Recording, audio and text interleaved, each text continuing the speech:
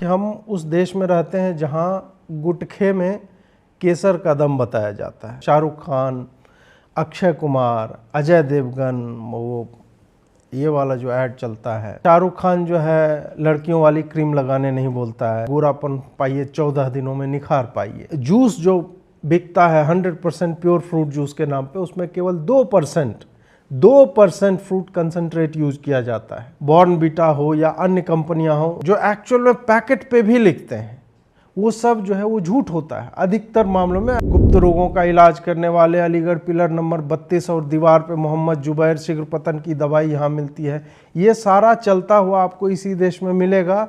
इस पे कोई मतलब उसी मैजिकल रेमेडीज एक्ट उसी का वायलेशन हो रहा है। इस पे न कोर्ट संज्ञान लेती है ना IMA कभी इनके विरोध में जाता है। अगर बाबा रामदेव की कंपनी कोई 2000 करोड़ की कंपनी होती, 20,000 करोड़ की ना होती, तो आपको दिखता कि ये मार्केट में मतलब जो मैसेकर बोला जाता है ना, उस तरह से इनको पकड़ के कर दिया जाता। लास्ट एंड गोल यही है इन लोगों का, इस फार्मा लॉबी का।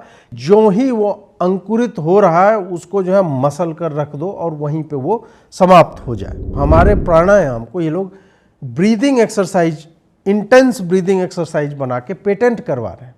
योग के पोस्चर्स को ये लोग एक्सरसाइज या मसल रिलैक्सेशन इस तरह का नाम देकर के पेटेंट करवा रहे हैं।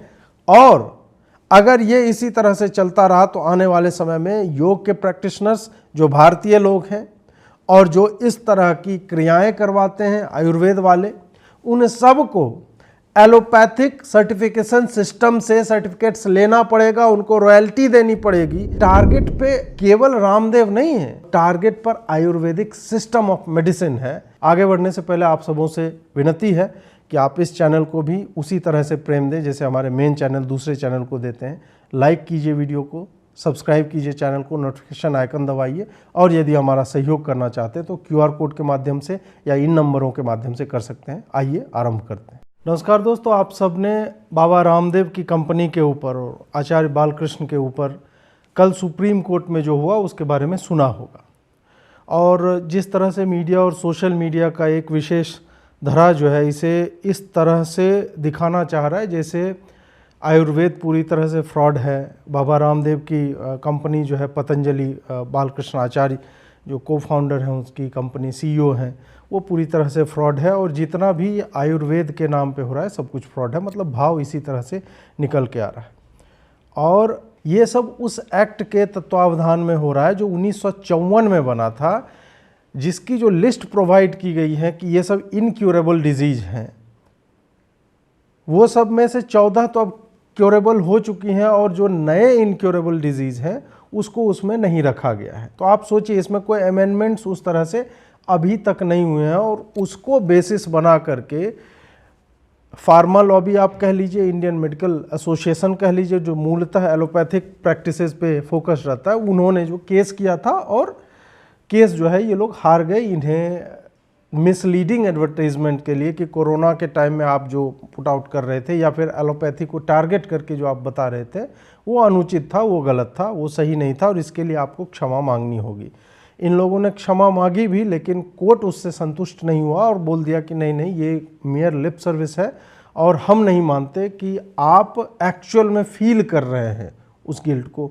ठीक है, उनको भी अपना कंपनी अपनी चलानी है, उनकी लीगल टीम जो है उसने भी कहा होगा कि ठीक है, अगर कोर्ट चाहती है कि आप क्षमा याचना कर ले तो ठीक है, आप वहाँ पे क्षमा मांग लीजिए जो होना होगा, ताकि हम we have to live to die another day, इस टाइप की बात वहाँ पे होनी है। अब मैं थोड़ा सा जो कोर्ट में बहस हुई है, मैं कोर्ट के निटिग्रिटीज़ में नहीं जाऊँगा, मूलतः इस बात पे चर्चा करूँगा कि हम उस देश में रहते हैं जहाँ गुटखे में केसर का दम बताया जाता है और उसमें आपके सबसे बड़े बड़े जो एक्टर्स हैं और मास इन्फ्लुएंसर्स जिसको आप कह सकते हैं वो आते हैं। शाहरुख खान, अक्षय कुमार, अजय देवगन, वो ये वाला जो ऐड चलता है, शाहरुख खान जो है लड़कियों वाली क्रीम लगाने नहीं बोलता है, सांवले लोगों को, काले लोगों को बोलता है गोरा बना देंगे। फेयर एंड लवली का एडवर्टीजमेंट आता है, गोरापन पाइए 14 दिनों में निखार पाइए। आपके टूथपेस्ट में नमक के नाम पे बेचा जाता है कि नमक है कि नहीं, और मतलब किसी सीमेंट में जान डाल दी जाती है, ये सब यहाँ पे चलता आ रहा है। यहाँ जूस जो बिकता है 100% प्योर फ्रूट जूस के नाम पे, उसमें केवल 2% फ्रूट कंसंट्रेट यूज किया जाता है और उसके नाम पे ये सब चलता है। चाहे बॉर्नवीटा हो या अन्य कंपनियां हो, उन सब में आप देखेंगे कि जो ये क्लेम करते हैं, जो एक्चुअल में पैकेट पे भी लिखते हैं, वो सब जो है वो झूठ होता है। अधिकतर मामलों में ऐसे कई जो है ऐसे फ्रॉड्स को उजागर करने के लिए काफ़ी रील्स बने और इस तरह की लड़ाइयाँ भी कोर्ट में लड़ी गई हैं जब उनको घसीटा गया। ये सब धड़ल्ले से चल रहा है। एनर्जी ड्रिंक पी के आदमी जो है सुपर हीरो बन रहा है, दीवार चढ़ जा रहा है और छतों से कूद रहा है, ये सब कुछ चल रहा है। ये सब कुछ मिसलीडिंग एडवर्टाइजिंग में नहीं आता है। और ये जो बाबा बंगाली और मूसा और फलाना ढिमका करके ये गुप्त रोगों का इलाज करने वाले, अलीगढ़ पिलर नंबर 32 और दीवार पे मोहम्मद जुबैर शीघ्र पतन की दवाई यहाँ मिलती है, ये सारा चलता हुआ आपको इसी देश में मिलेगा। इस पे कोई मतलब उसी मैजिकल रेमेडीज एक्ट उसी का वायलेशन हो रहा है। इस पे न कोर्ट संज्ञान लेती है, न IMA कभी इनके विरोध में जाता है। इंडियन मेडिकल एसोसिएशन जो मूलतः एलोपैथिक मेडिसिन को आगे बढ़ाता है, जिससे किसी को समस्या नहीं होनी चाहिए, यह स्वीकार्य है कि विज्ञान ने और मेडिकल साइंस ने जितनी प्रगति की है आज के समय में, उसमें एलोपैथिक मेडिसिन का बहुत बड़ा हाथ है। लेकिन एलोपैथिक मेडिसिन का इतना बड़ा हाथ होने से बाकी जो मेडिसिन सिस्टम्स हैं दुनिया के, वो जो है आप उसे झुठला नहीं सकते। एलोपैथ में जो सर्जरी की व्यवस्था है उसके जनक सुश्रुत हैं। क्या वो एलोपैथ ट्रेडिशन से आते हैं? जिस महर्षि ने 200 सर्जिकल इक्विपमेंट्स का आविष्कार किया था, आप सोचिए हजारों वर्षों पहले की मैं बात कर रहा हूं, उनके ऊपर चैप्टर्स पढ़ाए जाते हैं। ऑस्ट्रेलिया में जो कॉलेजेज हैं उसके आगे उनकी मूर्ति लगी हुई है, मेडिकल कॉलेज के आगे, उसको आप नकार दोगे? नहीं। खैर, ये जो हो रहा है इसमें वस्तुतः बाबा रामदेव कोई मतलब वो तो एक आप कह सकते हैं कि फ्रंट पे हैं, जिन्होंने आयुर्वेद को और योग को एक ऐसा प्लेटफॉर्म दिया है जो अचानक से पूरे मार्केट डायनामिक्स को चेंज कर देता है। सब लोग उस तरफ झुकने लगे हैं। बड़ी बड़ी कंपनियां जो अभी तक एलोपैथिक मेडिसिन बेचा करती थी या फिर जो सप्लीमेंट्रीज होती हैं उसमें ये बताते हैं कि ये आयुर्वेद द्वारा प्रमाणित है। आपका टूथपेस्ट आयुर्वेद द्वारा प्रमाणित हो जाता है। आपके नमक में 84 मिनरल्स अचानक से आने लगते हैं। आपका जो बिस्किट खा रहे हैं उसमें बताएंगे कि ये दादी माँ के नुस्खों से बना हुआ बिस्किट है। ये सब कुछ चलने लगा है। तो फिर टारगेट पे केवल रामदेव नहीं है। रामदेव आप कह सकते हैं कि इस पूरे सिस्टम को आगे बढ़ाने वाले एक ब्रांड हैं और टारगेट पर आयुर्वेदिक सिस्टम ऑफ मेडिसिन है। ये चाहते हैं इसको कंप्लीटली बर्बाद कर दिया जाए ताकि वो रेमेडीज जो ये लोग बिना साइड इफेक्ट्स के ऑफर कर रहे हैं वो मार्केट में ना चले और घूम फिर करके सब कुछ भयावह साइड इफेक्ट्स वाले एलोपैथ के पास जाए। आप देखें ना एलोपैथ मेडिसिन सिस्टम, वहाँ पे कोल्ड एंड कफ से लोग मरते हैं यार सबसे ज़्यादा अमेरिका में। कोविड के दौरान आप देखिए वहाँ के डेथ्स क्या हैं। उन्होंने जो वैक्सीन्स बनाए उसके साइड इफेक्ट्स आज तक झेल रहे हैं लोग। तो हम जान बचा रहे थे या जान ले रहे थे? फिर वही बात कहना चाहूँगा कि एलोपैथी से समस्या नहीं है। समस्या इससे है कि एलोपैथी को बाकियों से समस्या है और चूंकि इनके पास पैसा है, सिस्टम है, लॉबिंग का पावर है, ये लोग बहुत सारे तरह के जजमेंट्स को इन्फ्लुएंस करने की क्षमता रखते हैं और करते हैं, जिसके कारण से आपको इस तरह की समस्या होती हुई दिखती है। जज जो है वो टेक्निकली ठीक कर रहे हैं। कोर्ट रूम का पूरा एक्सचेंज मैंने पढ़ा, उन्होंने बोला था कि भाई जो लॉ है हम उसके हिसाब से चलेंगे। 54 में लॉ बना है वो अमेंड नहीं हुआ है अभी तक। और आचार्य बालकृष्ण का जो स्टेटमेंट है इसको लेकर के आर्गुमेंट है कि 1954 में जो लॉ बनी है उसके बाद दुनिया बहुत बदल गई है और आयुर्वेद के क्षेत्र में काफ़ी रिसर्च हुए हैं। मैं तो स्वयं गया हूँ आचार्य बालकृष्ण के लेबोरेटरीज़ में, जो पूरे विश्व में और भारत में एकमात्र या 2 में से 1 लेबोरेटरी है उस लेवल की जहाँ पे रिसर्च होता है उनके आयुर्वेद का। तमाम तरह के पीयर रिव्यूड जर्नल्स में इनके शोध पत्र पड़े हुए हैं, ये सब कुछ चल रहा है। तो उन्होंने बोला कि ये हो गया तो आप कैसे 1954 के कानून को अप्लाई करेंगे। तो कोर्ट ने कहा कि नहीं, जब तक वो कानून है तब तक हम तो उसी हिसाब से चलेंगे। तो टेक्निकली तो कोर्ट और जज जो है सही हैं, लेकिन यहाँ पे बात वही आती है कि बाकी टाइम तो तुम ज्ञान देने लगते हो। LGBTQ पे क्या लॉज हैं भारत में, और चंद्रचूड़ क्या ज्ञान देते हैं इस पे कि नहीं दुनिया इवॉल्व हो रही है और हमें जो है बदलना पड़ेगा, हमें उस हिसाब से सोचना पड़ेगा। आप क्रिमिनल ज्यूरिस्प्रूडेंस में, आप क्रिमिनल लॉज में 4 साल की बच्ची का जो रेप कर रहा है उसको आप बता रहे हैं कि every Sinner has a future. ये सारी चीजें आप, ये तो ज्ञान की बातें हुई ना। 4 साल की बच्ची का रेप जघन्यतम अपराध की श्रेणी में आता है और उसको आप बेल दे देते हैं या उसके दंड को आप कम कर देते हैं, तो वो बहुत बढ़िया बात हो गई। लेकिन यहां पर 1954 के लॉ को आप फॉलो करेंगे because it suits your bloody purpose. तो उससे मुझे लगता है कि समस्या है, और इस पे भी जुडिशरी का भी फेयर क्रिटिसिज्म होना चाहिए कि वो कैसे सेलेक्टिव होते हैं अपने एजेंडा में, जब एक तरफ की लॉबी अत्यधिक हावी हो जाती है और दूसरे तरफ में आप आंख मूंद लेते हैं कि नहीं नहीं ठीक है, 1954 में ये मैजिकल रेमेडीज एक्ट बना और आज हम 1954 से हम 2024 में 70 वर्ष बीत चुके हैं जिस कानून को। 70 वर्षों में आप सोचिए कि मेडिकल साइंस ने कितनी प्रगति की होगी, और ये लोग कहाँ घूम रहे हैं हमारे कोर्ट रूम में।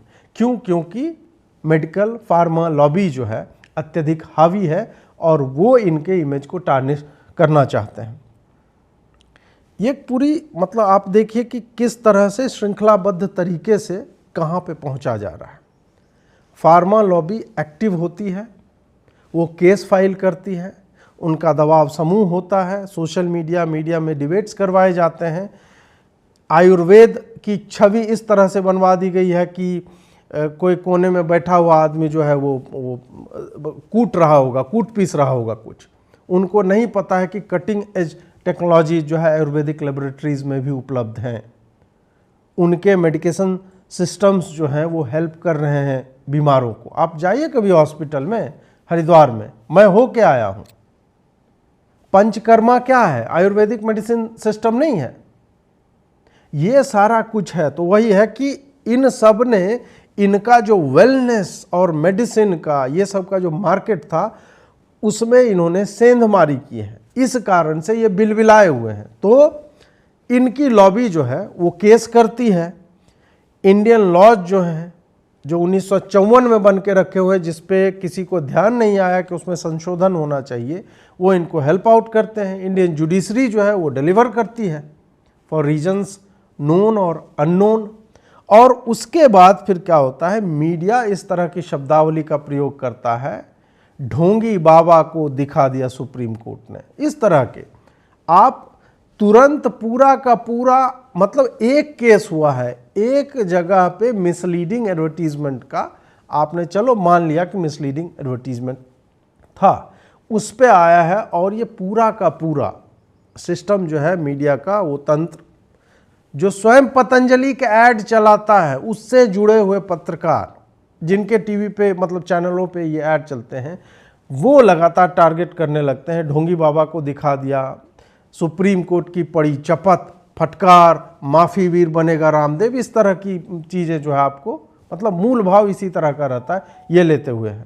अब इसके बाद जो है सोशल मीडिया आ जाता है। सोशल मीडिया उसी मीडिया के रेटोरिक को हेल्प करता है जहाँ पे एकदम विलिफिकेशन का कैंपेन चलेगा। पोंगापंथी बाबा है, तंत्र मंत्र करता है, झूठ बोलता है, इस तरह से उसको डिमीन किया जाता है ताकि आयुर्वेद की, योग की और इस तरह के हर व्यक्ति की छवि इतनी बर्बाद हो जाए कि उसको रिकवर करना जो है आसान ना हो। लेकिन ठीक है, अभी आप कह सकते हैं कि एक भारतीय ज्ञान परंपरा को लेकर के एक जागरूकता आई है इंडियन नागरिकों में, भारतीय लोगों में, जिसके कारण वो इसको आप जोड़ सकते हैं कि प्रिवेलिंग पॉलिटिकल एटमॉस्फेयर जिस तरह का है, उसके बाद उन्हें अपने रूट्स की तरफ जाने की जो उत्कंठा है उसको आप ऐड कर लीजिए उसमें। ये सब करते हुए कहीं ना कहीं उतना इरोजन जो है ना बिलीफ सिस्टम में, जो हमारी आस्था हमारे आयुर्वेद और योग में है, उस तरह से होता दिखता नहीं है। लेकिन अगर बाबा रामदेव की कंपनी कोई 2000 करोड़ की कंपनी होती, 20,000 करोड़ की ना होती या उससे भी बड़ी ना होती, तो आपको दिखता कि ये मार्केट में मतलब जो मैसेकर बोला जाता है ना, उस तरह से इनको पकड़ के कर दिया जाता। तो यही इनका मतलब लास्ट एंड गोल यही है इन लोगों का, इस फार्मा लॉबी का, कि पूरी तरह से ऐसे हर सिस्टम को निपिंग इन द बड वाली बात है कि जो ही वो अंकुरित हो रहा है उसको जो है मसल कर रख दो और वहीं पे वो समाप्त हो जाए। ये मैंने कहा कि it is not about Ramdev, ये पूरी की पूरी तरह से आयुर्वेद के ऊपर है, जिन्होंने अचानक से बाकी जो कंपनीज हैं, जो पहले मेडिकल सप्लीमेंट्स बेचा करते थे एलोपैथ के, अब वो क्लेम करने लगे हमने इसमें नीम मिला दिया, हमने इसमें तुलसी के गुण डाल दिए, इसमें लौंग है तो इसमें दालचीनी है, ये चाय जो है आपको हेल्प करेगी, इससे आप पतले हो जाएंगे। पहले लोग एलोपैथिक मेडिसिन से पतले होते थे, हर्बल चाय पिया जा रहा है।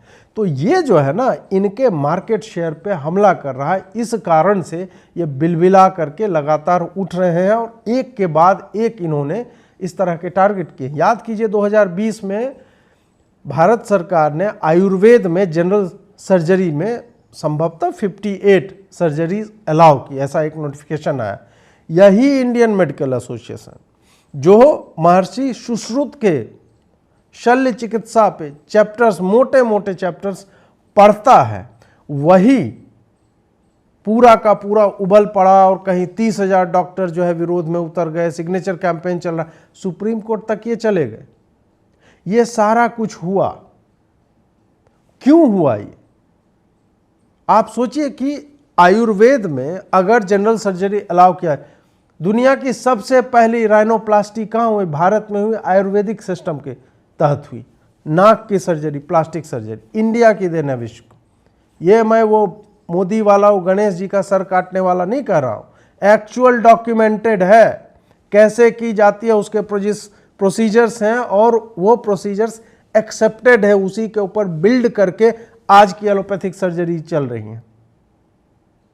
आप सुश्रुत के बारे में छोटा सा कभी हिंदी की किताबों में हम लोग को शल्य चिकित्सा के जनक करके एक चैप्टर आता था, पता कीजिएगा कि किस किस तरह से ह्यूमन एनाटॉमी को डिफाइन किया गया, एक एक चीज, नसों का, तंत्रिका तंत्र का, सब का स्टडी जो है डिटेल में करके रखा हो। तो वो क्या एलोपैथी वालों ने किया था? किसने किया था? तो ये पूरा का पूरा चल रहा है वही कि सर्जरी हम नहीं करने। इनको वही लग रहा है कि हमारा मार्केट ये बर्बाद कर रहे हैं, हमारे मार्केट में कैसे अब ये आयुर्वेद वाले भी सर्जरी करेंगे। ये पूरा का पूरा इनका कष्ट यहीं पे आता है।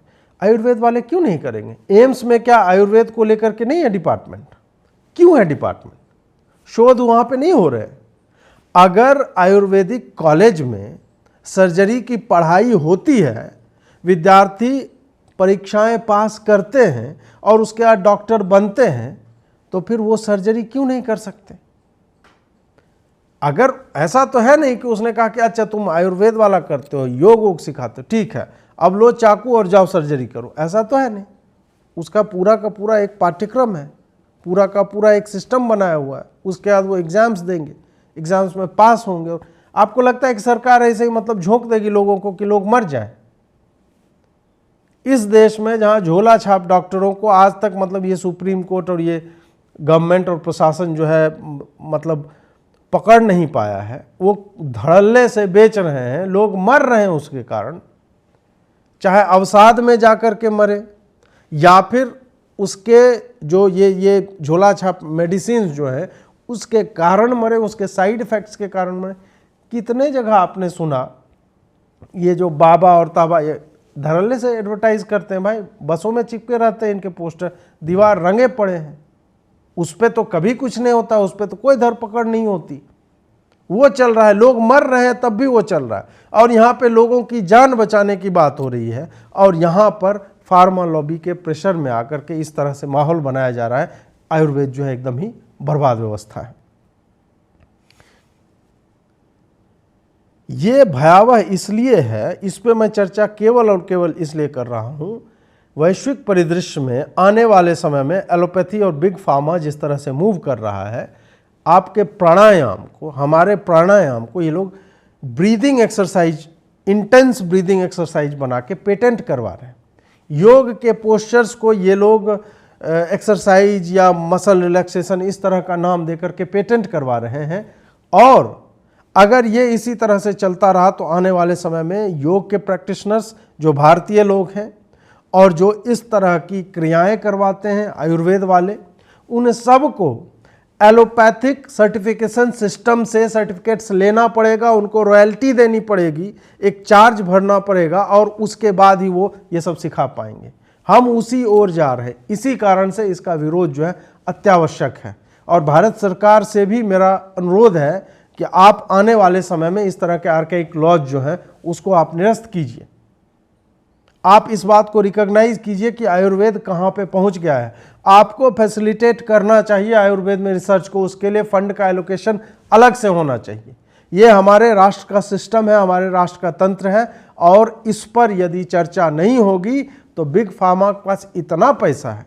भाई यही आपको विवश कर रहा था ना फाइजर वाले कोविड के टाइम में, तो नरेंद्र मोदी ने बोला ना कि हमको नहीं चाहिए, हम अपने देश की मेडिसिन लें। उसको $44 बिलियन का नुकसान होने वाला था और हो भी गया।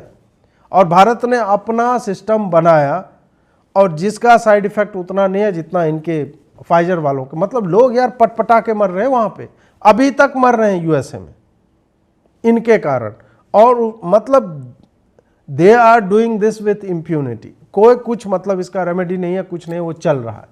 तो इससे बचने के लिए भारत सरकार को इसके ऊपर जो है कार्य करना चाहिए। आपको यह वीडियो कैसा लगा हमें कमेंट में अवश्य बताएं। लाइक करें, शेयर करें, चैनल को सब्सक्राइब करें, नोटिफिकेशन बेल अवश्य दबाएं। जुड़ने के लिए बहुत बहुत आभार। नमस्कार।